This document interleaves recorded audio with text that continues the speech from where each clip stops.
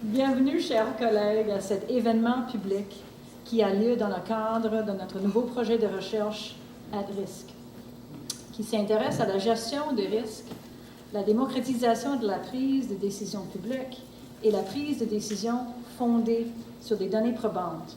Il nous fait un énorme plaisir de vous accueillir à l'Université d'Ottawa.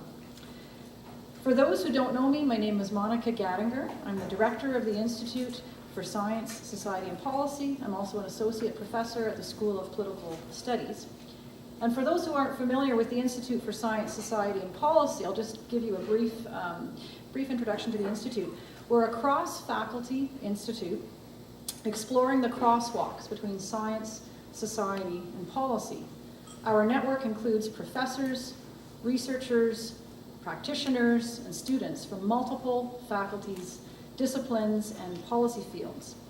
We also have collaborations, fellows, and visiting researchers from other institutions and indeed from other countries. I'm delighted that Dr. Nigel Cameron, who is the ISSP's visiting Fulbright Research Chair in Science and Society, is with us this evening. Nigel, if you want to just give a quick hello. Nigel is the founding president of the Center for Policy on Emerging Technologies. We're delighted to have him with us. What unites us is our shared interest in exploring the links between science, society, and policy. We do this through research, through teaching, and through outreach activities. Our collective expertise spans three core areas: science for policy, also known as evidence-based decision-making; policy for science, science, technology, innovation policy; and governance of emerging technologies, including regulatory, innovation, ethical, societal, and technical perspectives. This evening's event is an excellent illustration of that.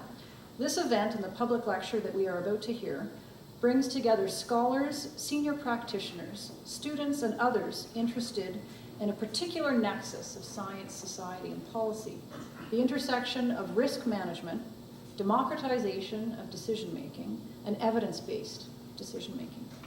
At Risque, our new research project in this field, is a one-of-a-kind project that brings together leading scholars and practitioners from across the country to build the foundation for an ongoing research program in this field. The origins of this project are twofold. First, a seemingly benign but ultimately pivotal conversation between myself and ISSP core member Patrick Fafard, who's a professor in our Graduate School of Public and International Affairs. We swapped notes about risk perception and risk communication in our respective fields of expertise: energy, which is my area of research interest, and health, which is Patrick's. It was clear to both of us, I think, that there was a lot we could learn from one another, both from a scholarly perspective, but also from an applied, practical perspective. Both of us are actively involved in both of these policy communities in health and in energy, and we know that practitioners grapple with these issues on a daily basis. That brings me to the other piece of this project's origin story: my own experience in the energy sector, where industry, communities, and governments face opposition to energy development on an increasingly frequent basis. While fossil fuels and pipelines are the key flashpoints for opposition, renewable energy is also increasingly facing social opposition. You can think of wind turbines or large hydropower projects. Additional conversations and meetings at the Institute increasingly suggested that a number of policy sectors are struggling with how to balance the needs for robust risk management frameworks with growing public demands for involvement in decision-making, with, at the end of the day, decisions based upon the best available evidence. This is particularly challenging where expert assessments of risk differ from public perceptions of risk. It's a complex area of research, that's to be sure. This is why we did what academics do, and we organized a research workshop to flesh out the most promising avenues of research going forward. Many of the researchers and senior practitioners who will take part in that workshop, it's spanning the day tomorrow, many of them are here in this room with us this evening. They are all leaders in their respective fields of expertise, and they hail from three key policy sectors that we plan to explore in At Risk: energy, public health, and genomics. We have invited Professor Michelle Dreger to kick off our time together with a public lecture this evening, which we are delighted to have you with us. I will introduce Dr. Dreger in a moment, But I would be remiss if I didn't begin with a few thank yous.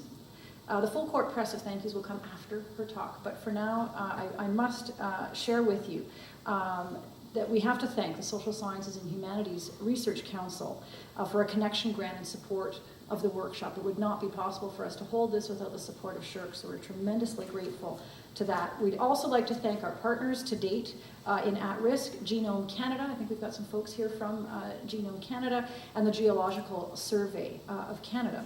We hope to add to this list of partners as we move forward with the research. The Faculty of Social Sciences at the University of Ottawa has also provided invaluable support.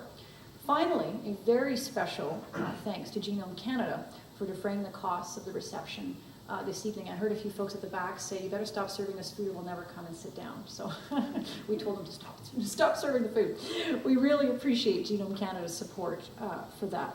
So I'd like to invite everyone to join me in thanking.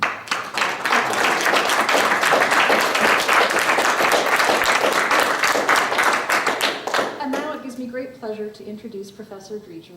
Dr. Dreger is a Tier 2 Canada Research Chair in Environment and Health Risk Communication in the Department of Community Health Sciences at the University of Manitoba. Her broad areas of research interests include public and health risk communication, risk perception, and knowledge translation under conditions of uncertainty. I suspect there are a lot of people in this room who are very interested to hear what you're about to say.